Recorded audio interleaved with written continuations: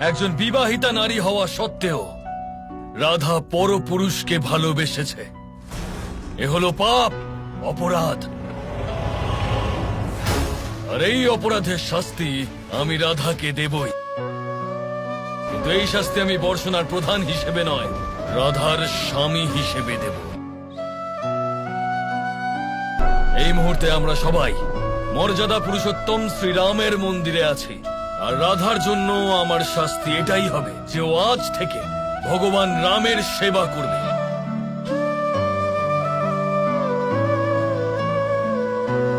রাধা আজ থেকে একজন সেবিকার মতো জীবন কাটাবে।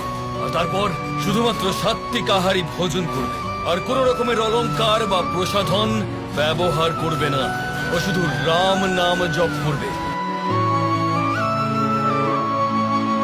আরো ততক্ষণ রামের নাম নেবে যতক্ষণ না কৃষ্ণের নাম চিরকালের জন্য ভুলে যাচ্ছে।